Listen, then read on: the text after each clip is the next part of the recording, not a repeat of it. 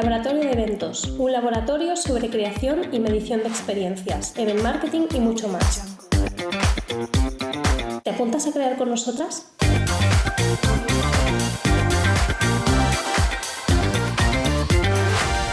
Esto es El Laboratorio de Eventos, un podcast producido por Malvadiscos y Limón y Menta Eventos Inteligentes. Mi nombre es Marialina y aquí estoy con mi socia y compañera de laboratorio, Arián. Hola, Arián, ¿cómo estás? Hola, muy bien. ¿Qué tal? ¿Cómo estás tú? Pues muy bien. ¿Sí? Sí, Hoy sí. ya empieza a hacer frío. ¿Sí? Llevamos Pues todos con chaqueta. Debo decir que me acabo de poner la sudadera porque tú te pusiste una chaqueta también. Y nuestra invitada, que todavía no conoce, que está por ahí, también se puso una chaqueta. Y ahora tengo calor. Ah, o sea que amiga. tenemos un tema aquí. Tenemos un temita de entretiempo. Tenemos un tema de entretiempo. Pero bueno, bien. Bien. Y bueno, nada, bien. ¿qué tal la semana? Pues que la misma que la tuya. Muy liada. Pues igual que la tuya. Muy liadas con eventos. Yo creo que ya podemos decir con total seguridad que los eventos han vuelto con mucha fuerza y sobre todo eventos presenciales. Aunque tenemos por ahí también tenemos una grabación, como un evento más online, ¿no? Que tenemos por allí también pendiente para este final de trimestre. Y bueno, muy liadas con todo eso y con las clases que estamos dando.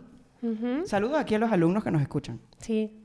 Ahí los alumnos de Voy a saber Protocolo. quién escucha porque cuando vengáis a clase tenéis que decir, os he escuchado, ¿vale? Esa es la clave.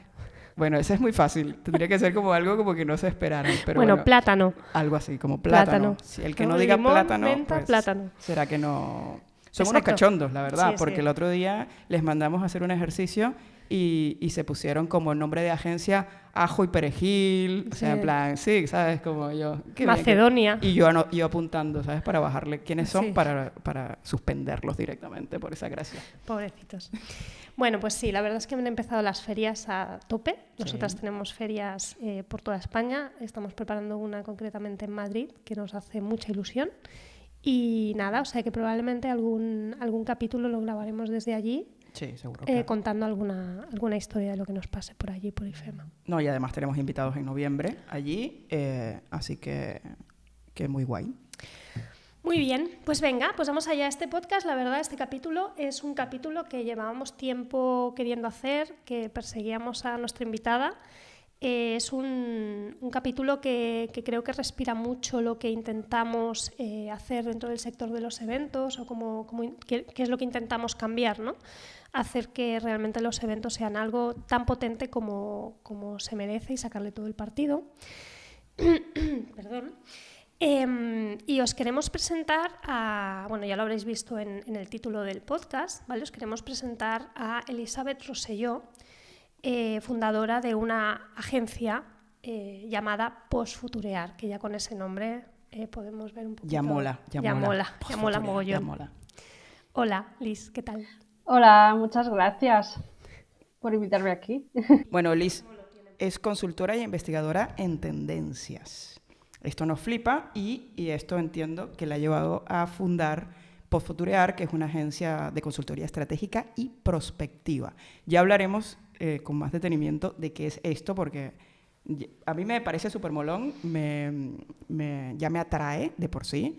Te felicitamos por la web también, porque tiene un rollo que atrae mucho, comunica bastante bien, pero bueno, tenemos bastantes dudas, la verdad. Entonces te vamos a y yo creo que nuestra audiencia también tendrá bastantes dudas, con lo cual aquí las vamos a tratar de solventar. Nos atrae mucho, pero hay un punto en el que nos perdemos un poco y entonces nos atrae más, porque decimos, ostras, aquí hay tema, o sea, aquí mola.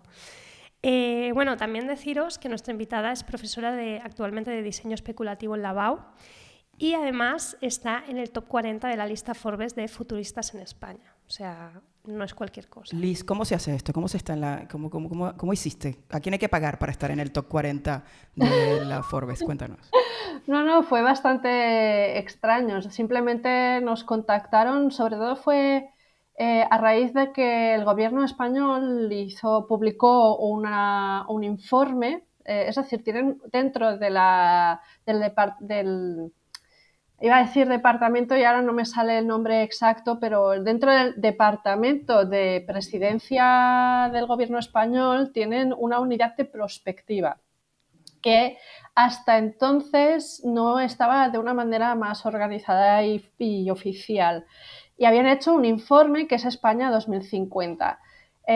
Bastante deficiente, bueno, tuvo muchas críticas porque era como que miraba teóricamente al 2050, que es dentro de muchos años, y como que se quedaba con tendencias y cosas de hace 10 años, no sé, era como bastante peculiar.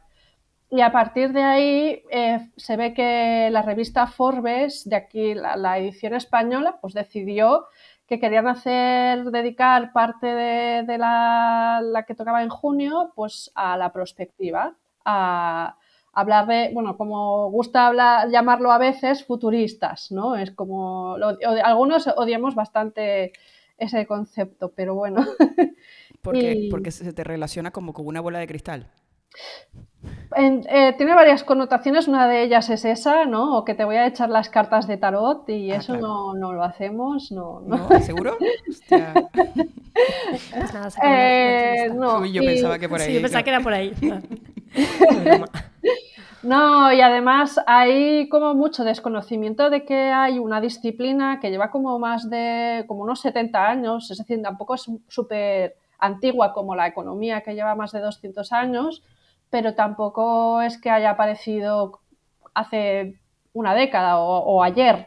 Entonces, claro, tiene el suficiente tiempo como para que se entendiese un poco más, ¿no? Debería. Claro, y como que hay el cliché de que el futurista es una persona que sabe sobre todo de tecnología, ¿no? Como que se entiende, se asocia tecnología con el único motor que cambia la sociedad, o a veces se añade por ahí la economía, ¿no? También. Uh-huh. Y entonces es un señor de unos 40 y pico de años que está encima de una tarima o de un escenario en un congreso tecnológico y te dice, el futuro será, así como con mucha seguridad, en modo predicción oráculo, así con las inteligencias artificiales y los coches. Y realmente es como que no se conoce que hay una metodología, que hay unos pasos que son necesarios hacer antes, pues para que los escenarios que presentas tienen una fundamentación, en vez de decir, ¿no? Pones el dedo mojado en el aire y dices, claro. el futuro va para allí, ¿no? Entonces, Pues, es una movida. Pues de eso hablaremos porque es muy interesante lo que estás contando, sobre todo la metodología, y también nos va a interesar mucho saber cómo la aprendiste, por qué te inclinaste a ir por allí y por ejemplo, si nos está escuchando alguien que quiere estudiar esto, cómo puede estudiar o cómo puede meterse en este campo que parece o por lo menos a mí, me parece súper interesante y Totalmente. que, como comentas, al contrario de ser algo como, ¿no? Yo qué sé, como una bola de cristal o que a mí me viene como una sensación, una palpitación de que esto va a ocurrir, es una metodología científica, entiendo, y que te da todo muy, muy, muy claro, ¿no? Sí. Pero antes de esto vamos a conocerte a ti, Liz, un poquito más. Venga. Y vamos a hacerte pasar un poco de angustia. Uy, no, mentira. Como el juego del calamar, esto es más o menos así. Si no mueres, si respondes mal, mueres. ¿Qué te parece? No, ¿no? Te estoy ya prediciendo el futuro. Venga, vamos con la primera pregunta. Venga, ¿a qué serie estás ahora mismo enganchada? Si estás... A la que acabáis de mencionar, el juego del calamar, la estamos acabando. Y luego estoy con Downton Abbey. He caído, ¿vale? He Downton Abbey, muy bien. No habías caído. De Downton Abbey te podemos decir que es maravillosa la serie, pero que no se te ocurra ir a ver la peli.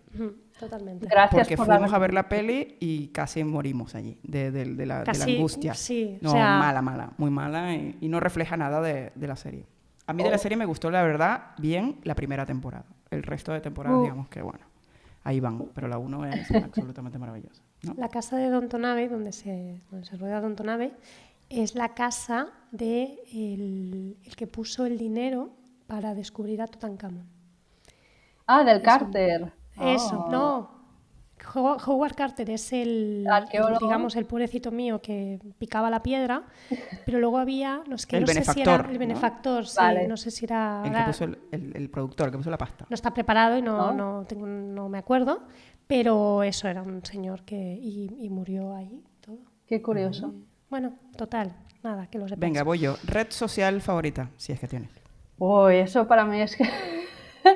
¿Tú eres de la que se emocionó cuando cayeron todas las redes sociales?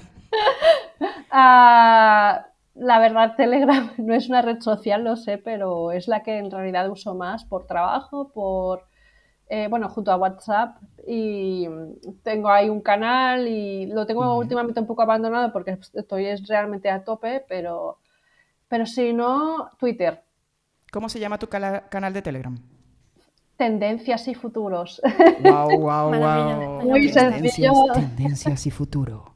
Sí, es un canal de Telegram que lo comencé para desmitificar eh, algunos marcos tanto mentales como metodológicos que suelen estar todavía presentes incluso en el llamado cool hunting, ¿no? Como que es Okay.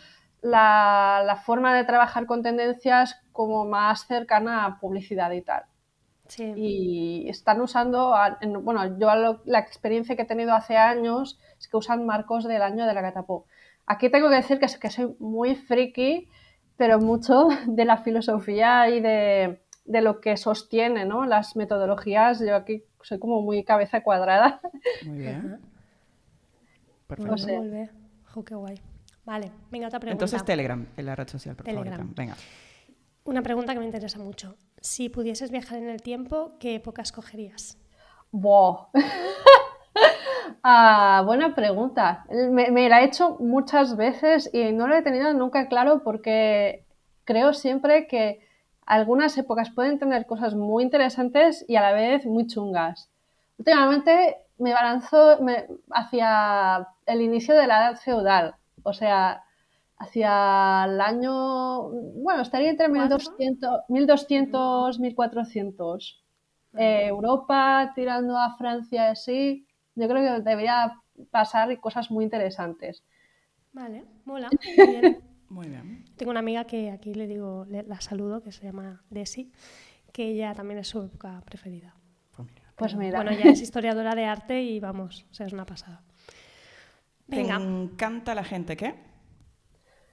Oh, buena pregunta. Que es honesta, al menos como en la manera de actuar, de tener un mínimo de coherencia, ¿no? Todo el mundo tiene siempre un puntillo de incoherencia y no creo que sea malo, pero no sé, no tiene mucho misterio. No, no, está bien. ¿Y no congenias con la gente que...? Todo lo contrario. Cuando te responden de maneras con subterfugios o así, va de retros. Siento que las respuestas sean un poco normales, pero No, no. Está bien. No, no, al final es eso exactamente. Venga, mayor miedo. que no actuemos como sociedad y como humanidad. Que nos quedemos así paralizados, ¿no? Sí, O dormidos. yo un poco de todo. Fuente de inspiración. La historia y otras personas que han hecho cosas muy interesantes en filosofía, en la carrera de historia o en prospectiva. Y no sé, personas en concreto que por su forma, no sé, por ejemplo, a mí me flipa Úrsula K. Le Guin, que es una escritora de ciencia ficción que en su época pues empezó ya a proponer una mirada muy feminista, también desde el anarquismo, no sé. Tengo como varios, no me gusta tener... Muy bien. Mejor Muy bien. momento de tu carrera hasta hoy. Ahora, no sé. ¿Ahora? Sí, no sé, tengo la sensación de que va costando bastante, pero poco a poco voy llegando a un punto que me gusta cada vez más. Muy bien. Estar en el laboratorio de eventos, tu mejor momento de la carrera. Seguro, bien. Venga, ¿y en qué momento del día eres más productiva? ¿Mañana, tarde, noche? Depende. Yo pensaba esto de la alondra o ser más búho. Noche seguro que no. La noche me vuelvo una señora de 80 años y Bueno, quiero dormir. totalmente. Normalmente hacia la mañana. A veces después de hacia las 5 o 6 de la tarde me pongo a veces un poco a tope, Quizás con pero ciclos, ¿no? Un poco así como cíclico, ¿no? sí, al mediodía después de comer intento comer poco porque si no como la gran mayoría da ganas de meterse a hacer una siesta y eso es lo más Claro. improductivo. Sí. pero entre la mañana y la tarde tarde. El otro día escuchaba un podcast que me gusta mucho, que se llama El viaje es hacia adentro, que es de una chica argentina, Ujú. que es muy guay, o sea, explica cosas muy potentes, y tiene un capítulo específico de los ciclos, ¿no? Y de cómo nosotras como mujeres se nos dice que las cosas tienen que ser como, pues, todos los días tienes que hacer ejercicio, todos los días tienes que hacer, todos los días tienes que ser productivo, todos, ¿no? Y que al final nosotras como mujeres vivimos en ciclos. Entonces tenemos que entender nuestros ciclos y que hay veces que vamos a estar pues, más productivas de una manera o más, ¿sabes? Pero también Sí, respetarnos mucho nuestros espacios porque es la forma, es como una nueva forma, ¿no? De, por ejemplo, en nuestro caso que las tres somos fundadoras de empresa, ¿no? O sea, es una nueva forma de dirigir empresas, una nueva forma de entender, ¿no? Cómo vivimos, porque nos sentimos mejor respetando nuestros ciclos y conociéndonos. O sea que sí. lo de Y la yoga y además, tal. no sé si os pasa, pero como que en mi caso, ¿no? Por la mañana me van más la energía o las actividades más creativas, ¿no? En las que tengo que unir puntos, pensar cosas un poco más abstractas y tal. Y a la tarde es como más de cosas más mecánicas. Es Ujú. más de... Es decir, el cerebro quizás ha bajado la energía, pero a nivel físico es pam, pam, pam. Pues ya te conocemos un poquito más. Venga. Ahora Venga, tengo Liz, calor yo. cuéntanos un poco, ¿qué estudiaste y cuándo se despertó en ti esas ganas de dedicarte a lo que te dedicas y además de fundar una agencia con esa premisa tan interesante? Pues, bueno, de pequeña y adolescente me metí entre ceja y ceja que quería estudiar historia a Ujú. secas, no del arte, sino a secas. Y efectivamente hice la carrera.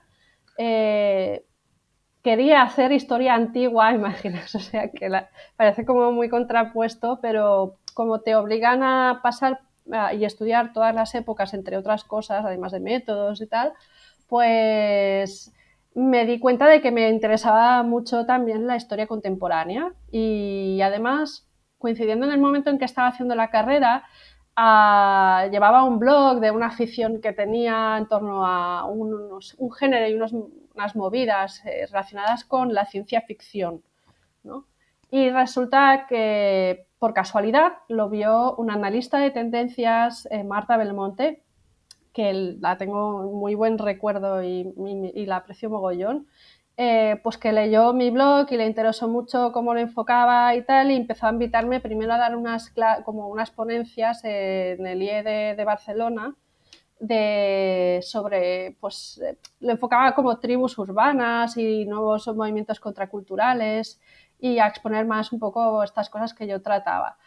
Pero de ahí empezó también a invitarme a colaborar en algunos proyectos que ella tenía en curso, más como análisis entre antropológico, de estudios de usuarios relacionados con tendencias. Y poco a poco, aunque tampoco fueron un mogollón de proyectos porque todavía estaba estudiando en la universidad y no me daba la vida, pues me fue interesando muchísimo, ¿no? Todo, más que la mirada simplemente a un futuro o tal, sobre todo el entender que el mundo en el fondo siempre es algo dinámico y que los cambios no suceden de manera lineal, ¿no? De causa-efecto, que las cosas, por ejemplo, las tendencias pueden surgir de maneras, voy a usar aquí el palabra, no lineales, es decir, que pueden ser por varios motivos, varias cosas que parecen coincidencia que se den en el mismo lugar y provocan una nueva corriente, por ejemplo, una nueva forma de comportarnos. Y eso me pareció muy fascinante. Me voló la cabeza y a partir de ahí, pues empezó a interesarme y desde la que acabé la carrera, bueno, también me interesa historia de las ideas. Es decir, yo había estudiado algo de filosofía hardcore en la universidad y todo el rollo, y hay una subdisciplina o una corriente que es eso, estudiar cómo veíamos ciertas ideas a lo largo de la historia. Y efectivamente el tema con el que me obsesioné fue historia del futuro, ¿no? De cómo veíamos el futuro a lo largo de diferentes épocas. Y Y de ahí pues descubrí, es decir, llegué a hacer una exposición en el 2012, principios del 2013, en un museo que creo que ya no existe, muy pequeñito, que estaba justo detrás del Ayuntamiento de Barcelona, al Museo de las Ideas, sobre retrofuturismos, que es una cosa como muy curiosa. Y, y de ahí, pues buscando, hurgando, interesándome.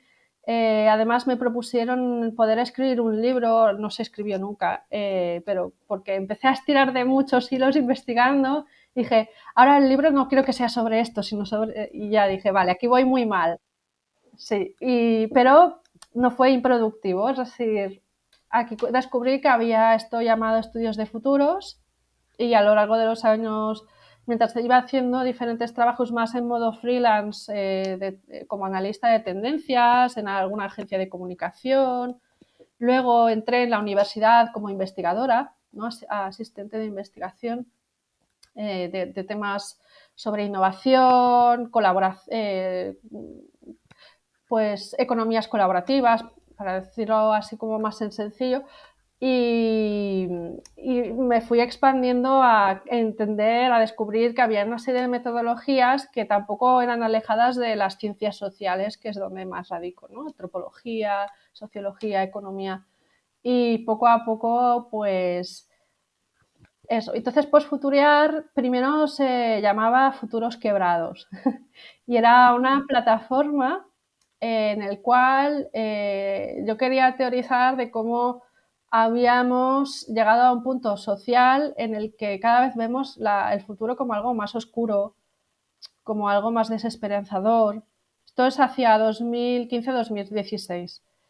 Y me di cuenta de que, vale, mi inquietud era, vale, esto además descubrí que habían otros analistas culturales que habían llegado hace ya muchos años al mismo punto que yo, como por si a alguien le interesa Frederick Jameson, que es muy difícil de leer, Franco Berardi, que fue quien puso el concepto post-futuro. Y yo me preguntaba, a ver, todo esto muy guay, pero ¿puedo hacer yo algo para ayudar a ir un poco más allá? Entonces pensé, primero el nombre es como muy pesimista, futuros quebrados. Entonces dije, pues voy a coger el concepto este postfuturo que me ha interesado, aunque no acabo de congregar con todo lo que propone este filósofo Franco Berardi, igualmente lo encuentro lúcido el análisis. Y dije, pues el siguiente paso, todavía no existe ningún concepto, así que debe ser un verbo, ¿no? Cómo ir desde el postfuturo hacia adelante. No sé, tampoco es, dije, postfuturear. Y siguió como blog, pero en algún punto pues empecé a ver que me invitaban pues desde Postfuturear, en vez de más mi marca personal, a hacer más temas de tendencias mirando al futuro, a aplicar metodologías de escenarios, esto hacia principios de 2019. Y coincidió con que se puso de moda en el mundo del diseño todo lo que son diseños especulativos. Y que ahí ya todo había... encajó. ¿Eh? Y ahí todo ha encajado, ¿no? Sí, O dije sea pues... que el blog, digamos que el blog fue un punto de inflexión en tu vida. Ese blog que hiciste, que casualmente lee una persona, Marta me parece, que comentabas, Sí, que es la que empieza a interesarse y a sí, proponerte algo sí. que en principio tú no habías predecido, No, no, ni ni planificado, planificado. nada, Para nada. nada. O sea, que todo ha sido como muy entre casual, pero estar en el momento adecuado, ¿no? Como Y que todo orgánico, ¿no? como muy orgánico, pero que Sí, se iba construyendo. Y una sí, pregunta, ¿eres optimista con el futuro? buena pregunta. No le preguntas eso nunca a un prospectivista. Sí, Yo soy así, no. siempre hago la pregunta que no es. No, no, es bueno. No, sí, no. Siento no decir una sola respuesta. Es decir, no en base a las probabilidades que estamos viendo y a la tesitura, es decir, no es agradable, no es en plan, vamos a morir, tampoco quiero dar a entender eso.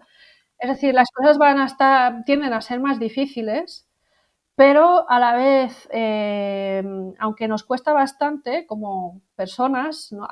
Incluso individualmente nos cuesta, ¿no? Hacer cambios, hay ya se está viendo, aunque sea un poco tarde, en algunas cosas como el cambio climático, se ve movimiento y en varios flancos, lo cual es bueno que siempre.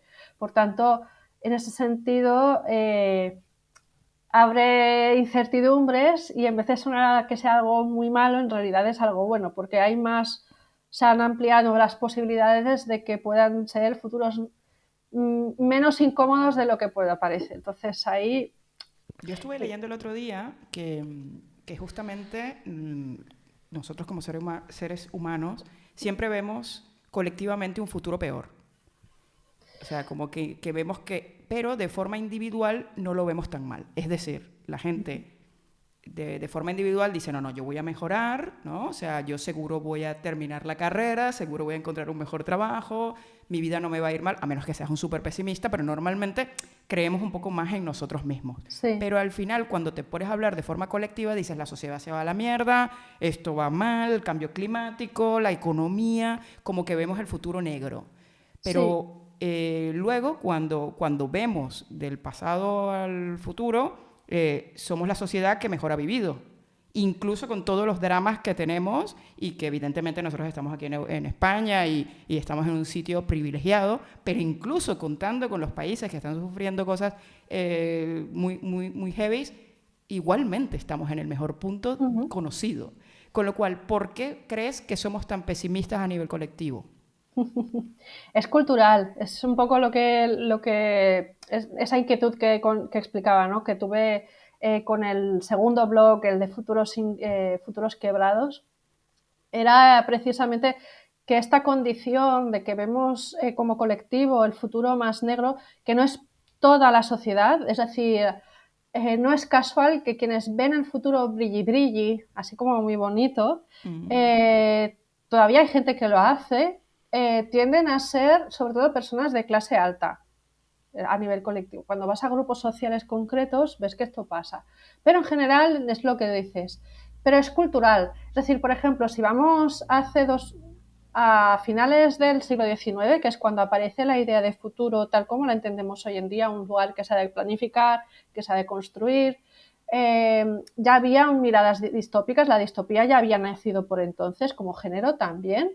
Pero si pensamos, por ejemplo, en Jules Verne, en otra literatura que había en esa época, Wells, H.G. Wells iba por otro rollo, era más distópico, crítico, era muy socialista. Es decir, nos viene el imaginario de globos aerostáticos, máquinas voladoras, un poco Doraemon, ¿no? El futuro ese que vimos y que decíamos, yo recuerdo que, yo debo decir aquí, que estoy muy molesta porque en el 2000 yo esperaba, para mí fue interesante el 2000 y yo pensaba que en el 2000 los coches iban a volar, pero lo tenía súper asegurado, o sea, cuando era pequeña, digo, el 2000 volamos, seguro, y no hemos volado y esto me parece una mierda. Sí. Quiero utilizar el micrófono. Que quede claro que Pero sí, es interesante. Y una cosa, aquí, una duda que tengo, a ver qué te parece a ti. Yo lo que veo, y ahora que comentas, por ejemplo, temas como de literatura, ¿no? Que nos pintan estos grandes autores que nos han pintado un futuro. Es verdad que, como en el coches voladores, no puede ser que no hayan acertado, pero han acertado en un montón de cosas. Han acertado en un montón de cosas. ¿Han acertado porque sabían que iban a conocer el futuro o porque nosotros, cuando vemos una peli, cuando leemos un libro, realmente somos los creadores y vamos hacia allí? ¿Qué piensas? Un poco de todo. Es decir, voy a poner varios ejemplos. Por ejemplo, H.G. Wells, confundidos. Jules Verne escribe muchas novelas que son muy inspiradoras, ¿no? Se considera que es parte hoy en día de la cultura popular universal. Por ejemplo, 20.000 leguas de viaje submarino, ¿no? Te retrata un submarino con todas las aventuras con el Capitán Nemo, descubriendo el fondo marino, bla, bla, bla.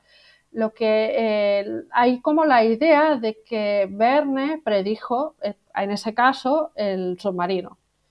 Pero 10 años antes hubo un inventor llamado Narcís Monturiol que ya inventó un submarino.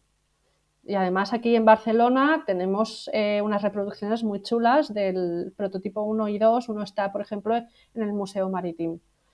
10 años antes. Y luego 10 años después de la novela de Verne, creo que es como en 1878, si lo digo de memoria, se inventó el primer submarino eléctrico. Pero claro, ya había un recorrido. Es decir, el punto es que Verne era un friki, un gran ávido lector de revistas de ciencia, como la Scientific American, y eran como las muy interesantes, pero de su época, o las Wired, ¿no? Se las leía y estaba muy informado de cuáles habían sido las innovaciones de todo el momento. Claro, es un momento de explosión, ¿no? De la electricidad, se descubren los motores a combustión interna como la gasolina, aunque tardaron unas cuantas décadas en ser lo que hoy en día conocemos. En medicina, es un momento muy efervescente. ¿Qué hizo Verne? Pues simplemente, aparte de leer y documentarse, pues especulaba, tiraba. ¿Qué pasa? Pero especulaba con base científica, es lo que estás comentando, ¿no? No, Hay una bueno, es decir, combinación. sí, pero no sé si llamarle base científica, es decir, simplemente porque tampoco desconozco exactamente cuál es el proceso creativo que aplicaba. Hasta donde yo entiendo es que él simplemente leía y usaba eso como estímulos a la imaginación. Es decir, no sé, claro, sería más, tampoco sé si sería la palabra científica, pero más metódico si hiciera cálculos o algo así como más. No creo que llegara a complicarse tanto la vida, sino que simplemente cogía ideas que iba escuchando sobre geología, y las iba combinando. Y de ahí salían, pues claro, él estaba inspirado en el fondo en las novelas de aventuras, pero le añades un punto con máquinas, con gadgets y tal, pues ciencia ficción de la época. Toda la ciencia ficción de esa época es muy de viajes, de aventuras. Y Y una pregunta, Liz. ¿Qué diferencias tiene cómo los seres humanos hemos visto el futuro en diferentes épocas? ¿Ha cambiado mucho? ¿Podemos dar un bastante, ejemplo de sí. cómo hemos imaginado el futuro como sociedad en diferentes épocas? Es decir, la idea de futuro, tal como la entendemos hoy en día, lo que decía, ¿no? De como que algo que podemos construir, que podemos provocar nosotras, es muy a partir del siglo XIX, ¿vale? Antes de eso, efectivamente, ya había alguna especie de intención de adivinar el futuro. Es decir, por ejemplo, siempre han habido prácticas y rituales desde las sociedades tribales, ¿no? De mirar las estrellas, de mirar signos en la naturaleza, tirar huesos, piedras, lo que sea, como a ver si veo un patrón que pueda, ¿no? Los espíritus me indiquen hacia dónde van las cosas. Luego, pues, incluso más científico. En el antiguo Egipto, por ejemplo, tenían como una especie de depósitos conectados con el río Nilo, que lo que hacían era calcular el nivel de agua al cual subía. Y esto era importante porque cada año podía variar. Y en función de lo que crecía, podían saber cuánta tierra iba a ser conreable, cuánta tierra podía ser trabajada, para luego ellos poder predecir cómo se debía repartir las tierras entre los trabajadores, ¿vale? Es decir, que ellos ya llegaron a un método más o menos científico para predecir cómo tenían que trabajar y planificarse mejor. Y bueno, oráculos en la antigua Grecia. Luego, en la Edad Media, haciendo muchas generalidades, la mirada al futuro estuvo muy marcada por la idea del apocalipsis, ¿no? Del cristiano. Es decir, sobre todo desde el punto de vista de las comunidades cristianas o las sociedades cristianas de entonces. Es decir, que después de la llegada de Cristo y todo esto, la siguiente etapa estaba ya marcada por el libro de Apocalipsis que aparecía en la Biblia, que es que iban a sonar unas trompetas y los sellos se iban a romper y todo el mundo iba a ser juzgado y chispón, se acabó todo, ¿no? Para ellos, la idea más similar a lo que entendemos nosotros de futuro era eso, de que en algún momento u otro iba a llegar, y ahí el famoso milenarismo, esa palabra el milenarismo va a llegar, era esta creencia de que en ciertos momentos bueno, no es exactamente lo que estoy explicando ahora, pero está conectado, ¿no? Con la idea de que en algún momento, tipo en el año 1999 va a llegar el fin del mundo. Ahora no, las pestes negras, esto es signo del... ¿no? Pero aparece, pues nos modernizamos, ¿no? Tal como entendemos la modernidad, y primero aparece una cosa que se llaman las utopías, que es en el fondo un género experimental, sobre todo escrito para pensar opuestos, ideas diferentes de modelos sociales. Hoy en día le damos la connotación de bueno, ¿no? La utopía es buena, pero en ese momento era simplemente un no lugar. Voy a imaginarme una sociedad distinta. Y de ahí fue evolucionando hasta el siglo XVIII, en el que empezaron a pensar, ¿y si las utopías, también como lugares buenos, se pueden diseñar, se pueden construir?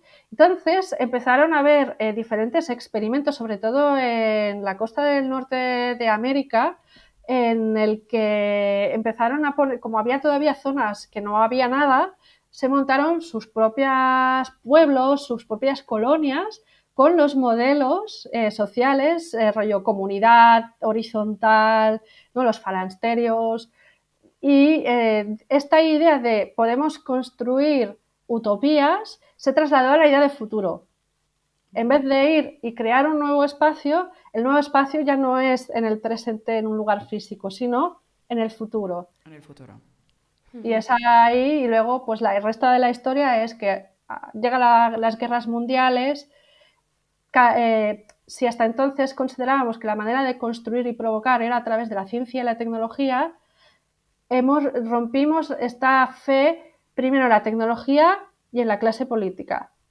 Y es en el momento, sobre todo hacia los años 70, cuando, por ejemplo, nace el punk, ¿no? Y hay una frase súper icónica que aparece en la canción de God Save the Queen de los Sex Pistols, "There is no future", ¿no? No hay futuro para las generaciones jóvenes de entonces. Y así seguimos, ¿no? Y aquí estamos aquí. Y hasta hoy. Todo es distópico, yo qué sé, 2001 Odisea en el espacio, 1968, es ya un futuro en el que una tecnología súper avanzada se vuelve mega loca y, bueno, no voy a dar spoilers, pero que si nadie lo ha visto, es muy buena para hoy en día. Bueno, es un poco lo que nos sucede ahora, ¿no? Con el tema de la inteligencia artificial, ¿no? Los robots, el Sí. máquina, hombre, ese miedo a la tecnología también, Sí. a que nos va a controlar o que ya nos está controlando, y ese futuro, ¿cómo lo estamos viendo? Un futuro no humano, ¿no? Un futuro donde no tenemos decisiones, ¿no? Un poco como Up de Pixar también, Sí. ¿no? Que somos unos gorditos que vamos en la nave, viéndole, ¿no? O sea, yo el otro día estaba en el tren y me acordé muchísimo de la película porque me di cuenta, yo estoy haciendo aquí un trabajo personal de no estar tanto con el móvil, de estar más conectada conmigo, esas cosas, ¿no? Y me di cuenta que todo el mundo estaba con una pantalla delante. Y entonces me acordé de los gorditos de Wall-E. Que es ahí Pixar haciendo su idea de futuro. Exacto. También, ¿no? Y que los niños la reciban como, mira, esto es lo que nos va a pasar, no pasa nada. Vale. No pasa nada, está bien. Vale, Liz, una pregunta. Vamos a ir un poco a ver como más tu agencia, más Postfuturear, y que nos traigas un poquito más a tierra cuáles son los beneficios como empresa o con qué tipo de empresas trabajáis, cuáles son las principales... ¿Cómo les podéis ayudar? Sí, o sea, ¿cómo ayudáis? O en qué tipo de ámbitos os movéis. Pues, bueno, un poco para ir poniendo en contexto, ¿no? El enfoque que tenemos es más en la estrategia. Lo digo porque en estos 2 últimos años, como decía un poco, se ha puesto un poco de moda, sobre todo en el mundo del diseño, y hay un concepto que a mí no me acaba de sonar bien por las connotaciones que tienen hacia afuera, ¿no? De diseño de futuros. Es esta idea de construirlo en el fondo, ¿no? Como puedes diseñar una app o una web. Hay quien lo enfocan más a innovación, que también tiene mucho sentido, ¿no? De plan, ¿qué lo va a petar? Dicho de una manera, esto lo hacemos muy ocasionalmente, pero lo queremos enfocar más en la organización, en la empresa en sí, ¿no? En entender el entorno, que en el fondo es un poco como cuando haces un plan de empresa, te obligan a hacer un estudio de mercado o el DAFO, pero más trabajado, porque estamos en unos entornos cada vez más complejos, ¿no? Es decir, ya lo eran en realidad hace tiempo, pero han cambiado algunas normas del juego. Entonces, esto lo hace que sea más complicado y complejo a la vez. Entonces, lo que hacemos parece, vamos a ver el futuro, no vemos el futuro porque no existe, ¿no?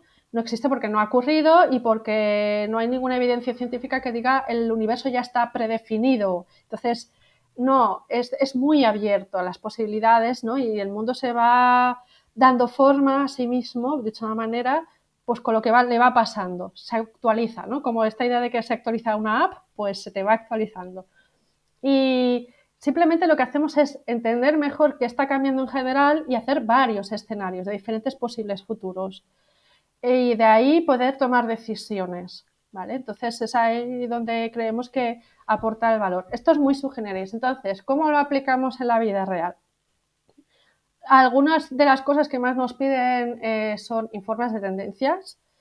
Nos cuesta, la verdad, un poco explicar que un informe de tendencia personalizado, guay, pero ¿qué pasa con los informes? No sé si vosotras también os descargáis informes más de vuestro sector, que los leemos, algunas ideas sacamos, pero acaban allá o ni nos da, o mejor, yo también me ha llegado a pasar, ¿no? Los descargas y se queda ahí en la carpeta de descargas, ¿no? Lo lees por encima y ahí se queda, ¿no?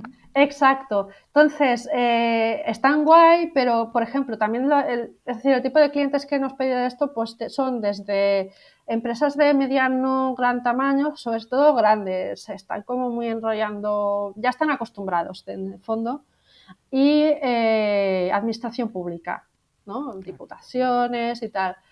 Pero claro, es que tienen este punto de, vale, hacemos un informe y nos lo leemos y tal, pero luego que esperan tener como una revelación y algunas tienen sus métodos, ¿no? Luego pues tienen su equipo de diseñadores o de innovadores, ¿no? Design thinking, pero por eso intentamos nosotros insistir en que está muy bonito, pero es importante realmente asimilar el conocimiento. Es decir, un informe no es conocimiento, es simplemente información. Correcto. Pero hacer es esa primera parte, ¿no?, del plan de marketing que comentabas, que yo con lo que has dicho ya me ha quedado clarísimo, ¿no? O sea, esa primera parte de análisis.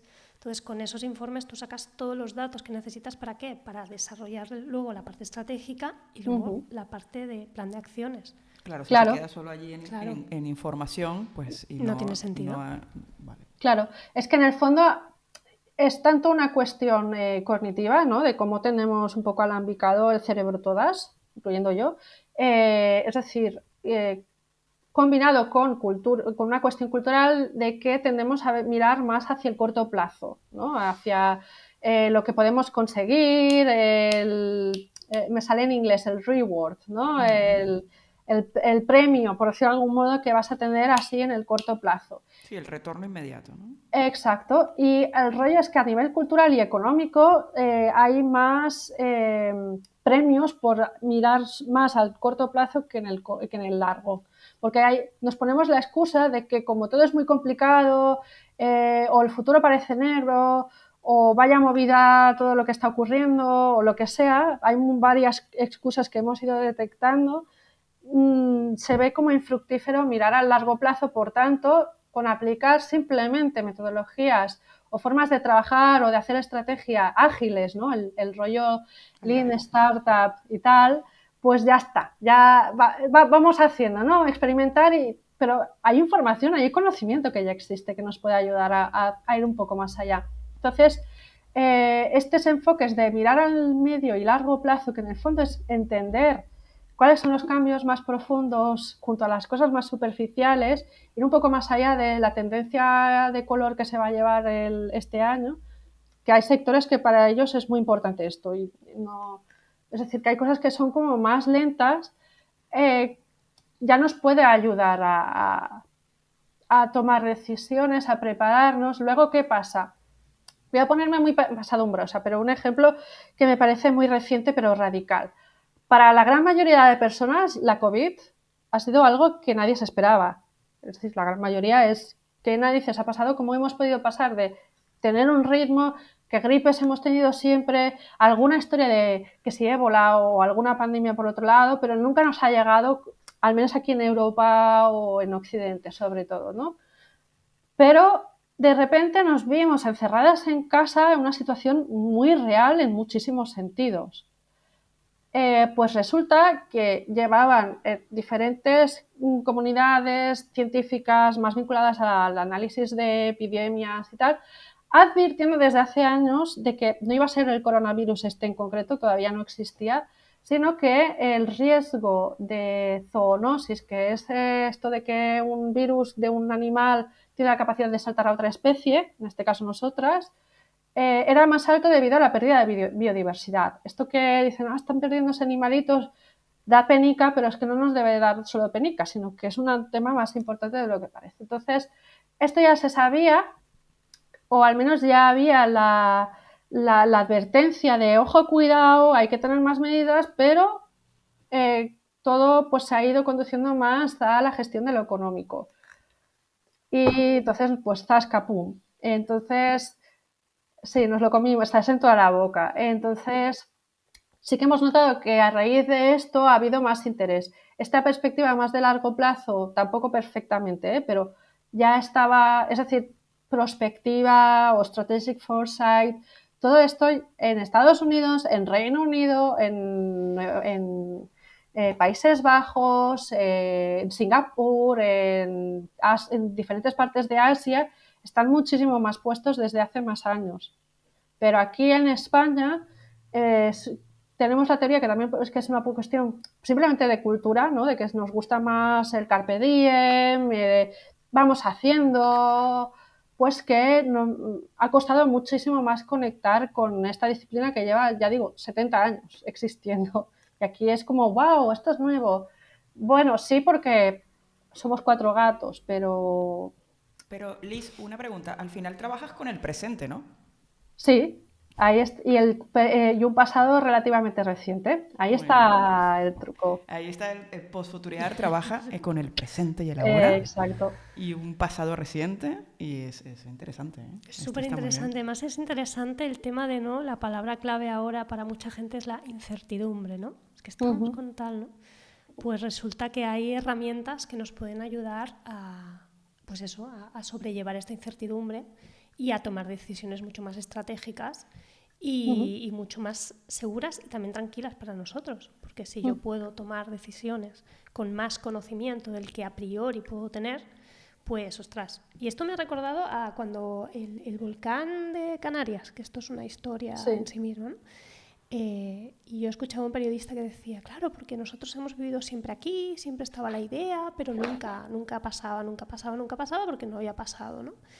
Y en relación con eso también escuché luego inmediatamente una noticia que decía, el científico que adivinó, ¿no? Era la palabra, que adivinó la explosión del volcán, ¿no? Y es como, no, si es que al final esa información ya estaba.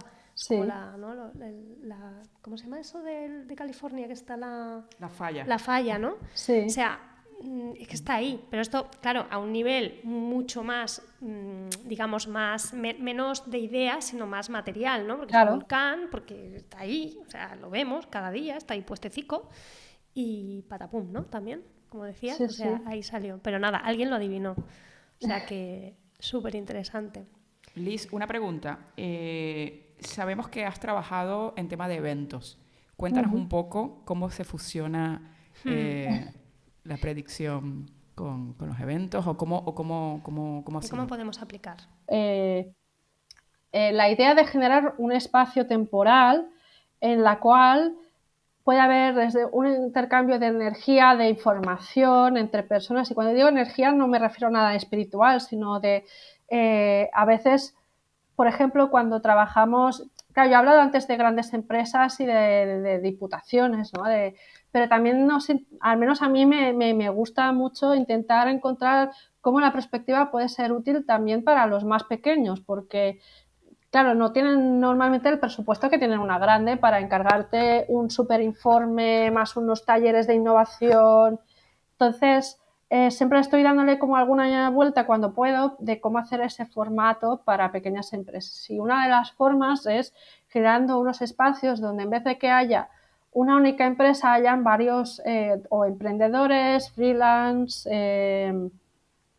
personas que incluso llevan alguna pyme o tienen algún cargo que pueden tomar decisiones, y esto es clave, ¿no? Para que puedan sacar algo realmente productivo y no simplemente estén mirando a ver qué aprendo hoy. Sobre todo, diseñar muy bien el flujo de procesos que van a haber. Es decir, que podamos sacar, y cuando decía esto de energía, volviendo para no dejarlo cortado, es que estamos a veces solas o dentro de nuestra empresa, y a lo mejor, pues más en esta situación actual, nos da la sensación de que todo va súper mal, porque a lo mejor dentro de nuestra empresa pues miramos las cuentas y las cosas no van como queríamos o no son ideales. Pero el hecho de encontrarnos con varias personas que a lo mejor incluso están en un punto similar, pero puedes agitarlas o hacer acciones como las que habéis hecho, ¿no? Un icebreaker, vamos a sacudirnos, a hacer algo que no habíamos pensado que íbamos a hacer, vamos, no sé, hilar muy bien el tipo de cosas que van a suceder, siempre teniendo un objetivo muy concreto, ¿no? ¿Qué se van a llevar a nivel pues, de actividad o un takeaway? Pero también sí puede ser algo experiencial, no es mi gran fuerte, pero lo considero que es muy clave. Y Que, una pregunta, Liz, cuando trabajáis dentro de empresas y os toca generar un informe con las peticiones o los objetivos de esta empresa, ¿no? Para trabajar ese presente, y comentabas antes de poder, supongo que existe también una exploración de vuestra parte sobre cómo es el ecosistema de esa empresa, ¿no? sí. Tenéis que entrar dentro, tenéis que empaparos de lo que pasa allí, de ese, como dices tú, ese pasado reciente, el presente, qué cosas han cambiado, quizás en la sociedad o en el tejido o en el tal, pero que también deberían ser también particulares de esa empresa. Sí. Entonces, cuando hacéis este tipo, cuando necesitáis entrar tan a fondo, os planteáis eventos donde las personas implicadas están dentro de ese evento y puedan sí, relacionarse, o te puedan dar a ti o a tu equipo información para saber precisamente dónde están, cuál es ese ecosistema y cómo puedes entonces ofrecer un camino o ¿sabes? Una Sí. proyección de lo que tiene que ocurrir. Depende. Precisamente esta parte que tú preguntas, para mí es muy relevante. Es decir, muerte la idea de que la perspectiva debe ser solamente voy a mirar tendencias, ¿no? Me descargo informes de terceros y si me pagan muy bien, me voy por la calle de Seúl y de Singapur y de otros sitios a detectar cosas nuevas. Se puede hacer y puede ser una metodología, de hecho, si se estructura bien, pues incluso científica. Pero es muy importante entender cuál es la situación de la empresa, es decir, o de una diputación. Depende del caso, es decir, también depende de cómo es el encargo, ¿no? A veces simplemente quiero uno del futuro de la alimentación, pues entonces el enfoque no estará poniendo en el centro a la empresa. Pero cuando eso sucede, cuando sí ha de estar en el centro, una parte muy importante que hacemos es un análisis, perdón por el palabra, sistémico, ¿no?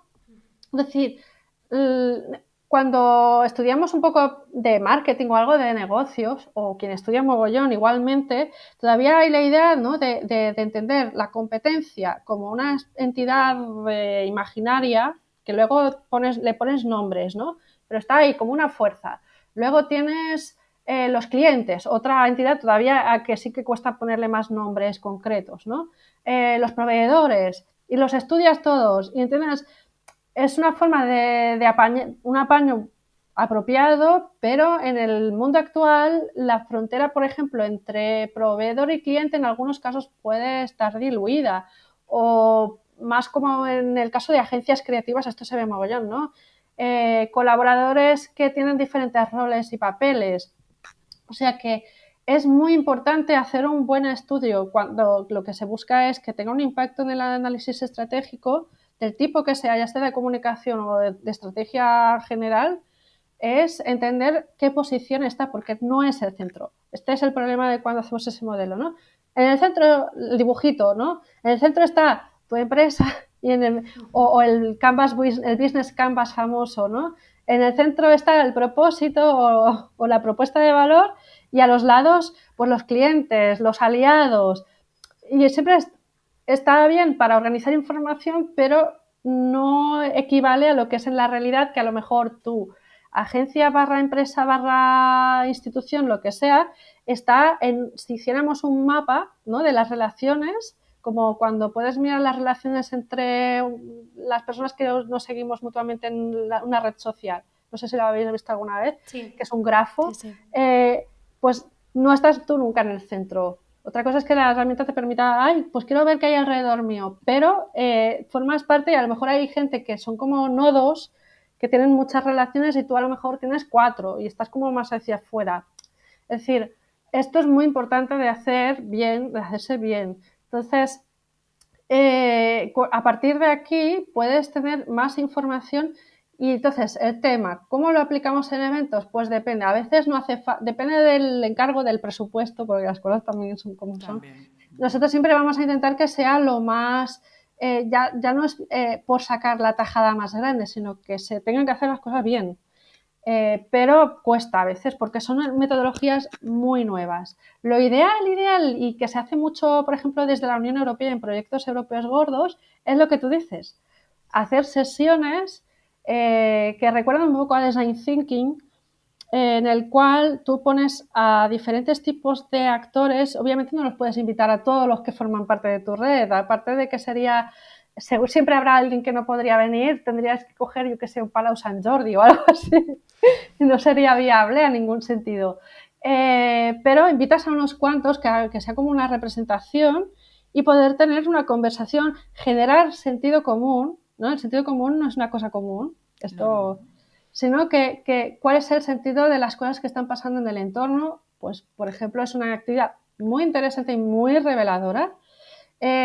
Hablar las cosas ya empieza de por sí, es una cosa muy interesante, pero hay metodologías que vienen de las ciencias sociales en base a acciones participativas que son muy útiles. Quien quiera indagar puede usar como tag para investigar, para googlear, ciencia ciudadana, ¿no? Son metodologías al fondo que van más allá de la idea del ciudadano y van más allá de un focus group. Son metodologías que te permiten que no es un observador que le tira preguntas a un grupo sentado alrededor de una mesa. Los focus group cada vez pues hay cosas más guays, sino hacerles partícipe. Y otro tema muy importante es el incentivo, ¿no? ¿Qué incentivo les das para que vengan? Es decir, tú les dices, no, es que verás, queremos hacer una reunión en que vengas tú como proveedor, tú como cliente y tú como competencia y que nos cuentes cosas. A ver, no, es decir, ha de haber una alianza que no sea solamente de boca o el que se tenga que comer el marrón la agencia o, por ejemplo, nosotros, sino que el compromiso sea por parte de quien está haciendo la propuesta. En este caso sería nuestro cliente. Pues en vez de enfocarlo de verdad como simplemente queremos saber cómo es nuestra competencia, no, vamos a enfocarlo convirtiendo de verdad a nuestra competencia en aliados. Porque queremos entender, por ejemplo, esto es algo que lo hemos visto hacer en otros casos, pues un sector de la alimentación, como sector queremos entender cuáles son los cambios en la alimentación. Pues van a haber en una misma sala gente que son competencia en la vida diaria. Y suena como muy contraintuitivo, pero cuando se ponen entre ellos a entender cuáles son los retos comunes, se dan cuenta de que están sacando más porque pueden detectar cosas que no habían visto. A lo mejor unas habían detectado X, ¿no? Y aquí los eventos presenciales, es decir, se puede hacer online, pero presenciales son muy importantes.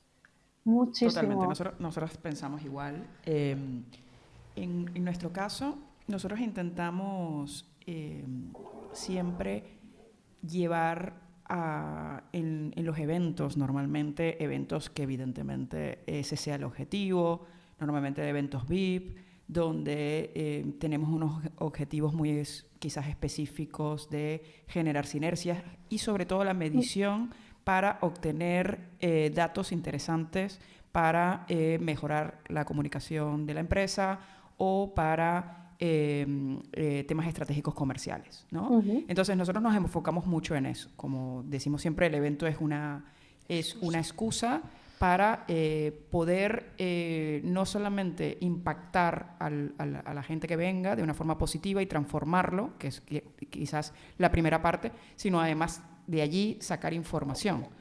Como tú bien dices, no solamente información a nuestro cliente, que sería el anfitrión, ¿vale? Sino también que todo el mundo allí se lleve algo, se lleve algo y aprenda y se transforma. Algo más grande que ellos, ¿no? Claro.